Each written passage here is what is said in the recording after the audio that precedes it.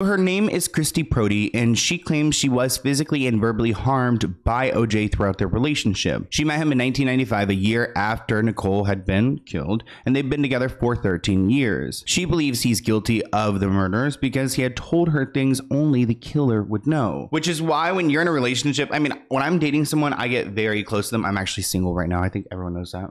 I make it very clear. I'm like, if you know, one guy out there is watching this video, but anyways, when you're close with someone and dating them and married to them, you do tell them a lot about your life. I tell my partner everything. So I wouldn't be surprised if OJ throughout the years, like, I had told her what the truth is. She stood by OJ for 13 years, but now Christie Prody says she feared for her life.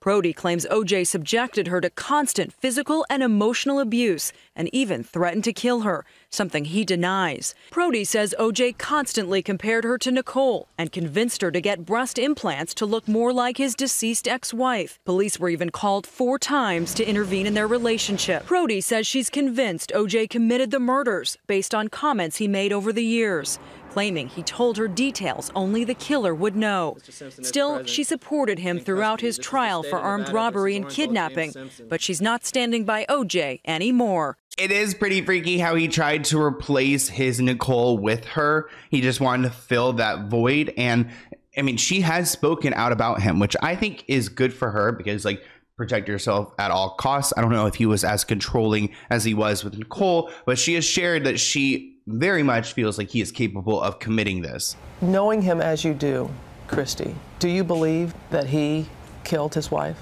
Yes, I do now.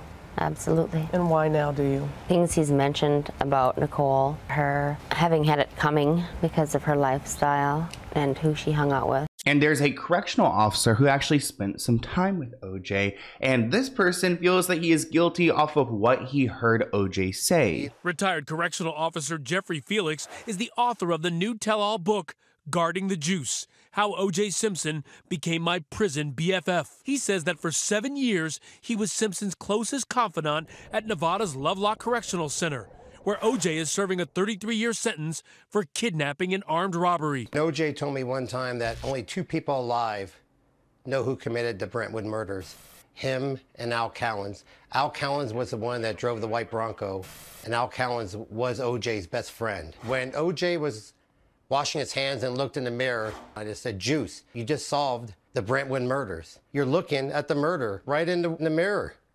And he just kind of gave me a glare. He gave me kind of a dirty look, and then he kind of smiled afterwards. He kind of shrugged it off a little bit. It's so interesting to me that this man described OJ as his, like, prison best friend, because there's something, like, very, you know, you hear about these serial killers, and these people are often, like, I mean, sometimes they're just, like, absolutely, like, asocial, but then sometimes they're charming. And I think OJ's got this charming factor to where the police want to be friends with them. Like, the correctional officers want to be friends with them. Everyone wants to be friends with them. So it's hard to hate them and to, you know, recognize the bad parts when everything seems so great. Kato Kalin, OJ's friend who lived in OJ's guest house, believed OJ was guilty after all the evidence was shown. Kato was also in the guest house the night of the murder and testified that he went to McDonald's with OJ around 9:20 p.m. and heard OJ come back to the house after the murder took place. Here's a clip of Kato talking about what he experienced that night. The verdict is read. Not guilty. Were you with Barbara Walters when this was happening? I was sitting, as I'm sitting here, Barbara Walters is sitting next to me,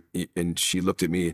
I whispered in her ear, I go, I think they made a huge mistake. I think with time that's gone by, I think more and more people see that now. In this being 2023 right now, I think the majority of people think OJ is guilty. Okay, and you feel that OJ did it and he did it by himself? Yeah, I feel that because after meeting with detectives, this is the most investigated case in the history of murder cases. Over 150 detectives, and every one of them said that their evidence points to one person, and that person is O.J. Simpson. It's wild to see all these people speak out and nobody really, like, holds him accountable. Even his manager asked him straight up, like, OJ, did you kill these people? And he never really answers the question. He says, like, you don't want to know.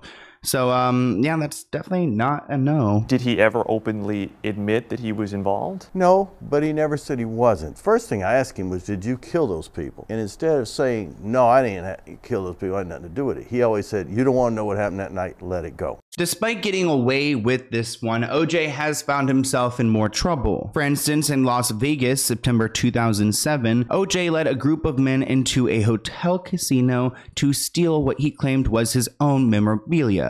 He was charged with a number of felony counts, including kidnapping and armed robbery. Because of this robbery in Las Vegas, he was convicted. And actually, he was sentenced to up to 33 years in prison. Now, we all know he went to serve some time, but he eventually got out and he has been out in the streets. But he still has a bunch of money to pay Ron's family. Actually, Ron's father, Fred, claims that OJ now owes them $96 billion because these amounts generate significant interest. The number also remains high because OJ allegedly hasn't paid much of the amount. As of February 2021, Fred claims he's only been paid $123,000. OJ is currently worth $3 to $6 million from his NFL pension. But as I explained earlier, he is in Florida, and Florida has some wacky laws, so he's been able to avoid paying them at all, or I feel like he could get prison time for not paying. Even though he's in prison and the NFL pension is coming through, the money is protected in Florida from creditors, so they cannot